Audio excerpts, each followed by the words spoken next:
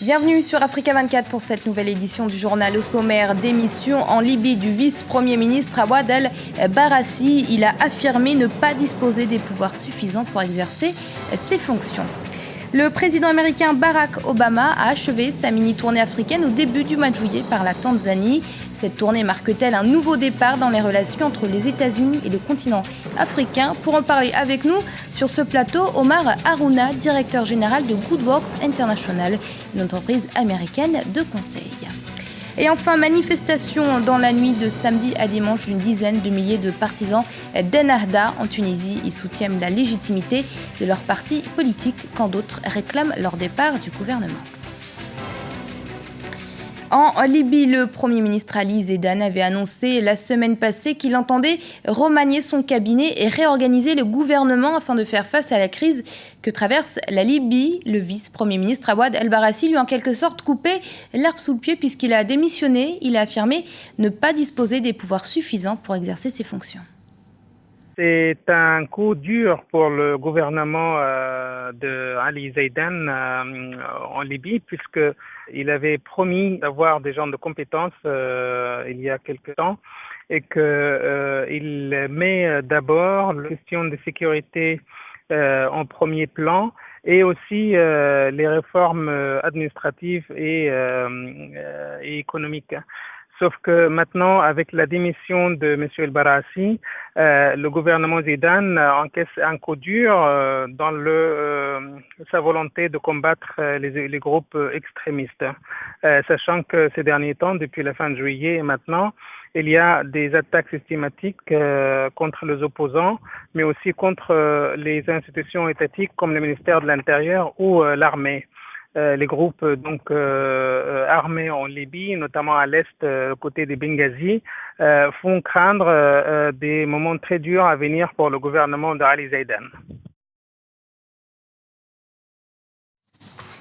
Barack Obama, premier président noir des États-Unis, une élection à la tête de la première puissance mondiale sur laquelle les Africains ont fondé beaucoup d'espoir. Le président américain, par ailleurs, récemment achevé sa mini-tournée africaine. Doit-on y voir un signe de changement dans sa politique africaine? Élément de réponse avec Paul de Singwe.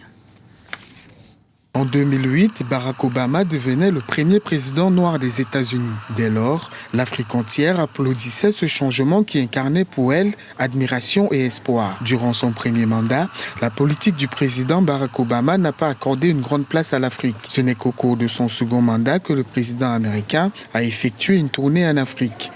Obama, il ne peut pas changer l'Afrique. Il va faire quoi pour l'Afrique? Il vient en visite, il va porter quoi en Afrique?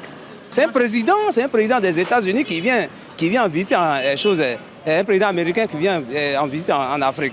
Il vient comme d'autres présidents, comme notre président peut partir aussi en visite aux États-Unis. Ce n'est pas parce qu'il est un président américain qu'il va venir changer l'Afrique. Je crois que quand Obama est arrivé au pouvoir, on était content. L'Afrique était très contente parce que c'était miraculeux pour, disons, un noir à la tête des États-Unis. Parce qu'on n'y pensait pas. Mais je crois qu'avec un deuxième mandat, parce qu'on peut rattraper ce qui est perdu, ce n'est pas tard. Donc avec son deuxième mandat, je crois qu'il va faire face à l'Afrique. Je suis en colère parce que notre fils de Nyanza, d'où je suis originaire, n'a pas fait une escale au Kenya. Vous savez que le président de l'Amérique est puissant, donc s'il était venu, j'aurais été très heureux et j'aurais été fier en tant que Kenyan qu'un originaire du Kenya vienne me dire bonjour. Et réélu en 2012 pour un dernier mandat de 4 ans, celui-ci pourrait être pour Barack Obama le mandat de l'Afrique. Monsieur Harouna, bienvenue sur Africa 24. Merci. Vous êtes directeur général de Good Works International, une entreprise américaine de conseil. On vient de le voir, Barack Obama, premier président noir des États-Unis, il vient d'achever sa mini-tournée africaine par la Tanzanie. C'était au début du mois de juillet. Deux camps qui s'opposent, si on peut dire ça comme ça, depuis son élection à la tête des États-Unis. Ceux pour qui Barack Obama est le président américain, au même titre que les autres présidents, et que dans ce sens-là, il doit servir seulement les intérêts de son nation. Et puis l'autre camp qui voit en lui un espoir parce qu'il est noir. Bon, je crois qu'il y a aussi un troisième camp qui dit qu'il peut se servir des deux. Le mien peut-être. Écoutez, moi, Barack Obama, pour qu'il soit un bon président, pour les Africains, il faut d'abord qu'il soit un très bon président pour les Américains. Sur ce plan-là, je crois que c'est bien. Bon, maintenant, moi, sa tournée africaine, il faut regarder ça sous la loupe, comment dirais-je, des objectifs de cette tournée. Parce qu'au sorti de sa visite en Afrique, il y a eu 3 initiatives qui sont sorties de cette visite, qui est l'initiative pour Power Africa, qu'ils appellent ça, qui, au fait, met le secteur privé au cœur de la solution de l'énergie en Afrique.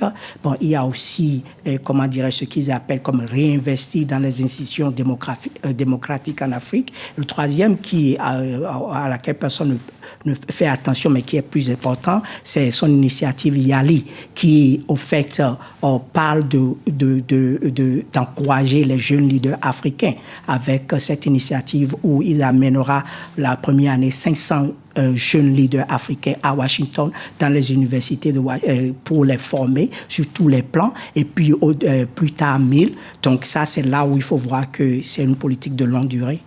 Oui. Alors, Monsieur Harouna, Goodworks International accompagne les entreprises américaines qui veulent investir sur le marché africain. Parlez-nous justement de l'évolution des investissements américains en Afrique. Où en sont-ils ?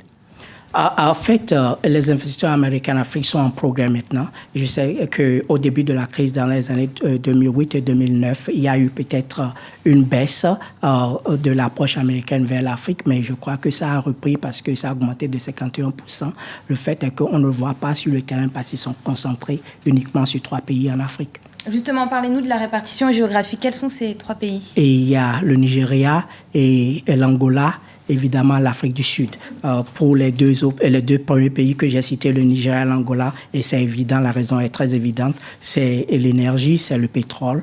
Et pour l'Afrique du Sud, c'est parce qu'il y a de très bonnes infrastructures. Il y a, le secteur privé est vibrant. Donc moi, je crois qu'au lieu de s'en plaindre, les autres pays africains devraient prendre l'exemple pour voir comment ils peuvent se positionner dans cette sphère-là.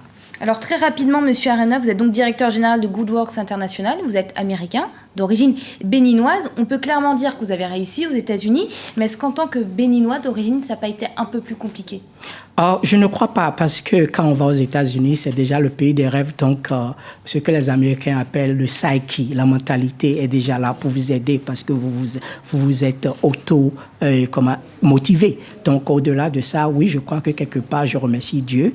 Et j'ai réussi. Si, comme vous le dites, je ne crois pas que j'ai réussi. Je crois que je suis en de bon chemin pour réussir.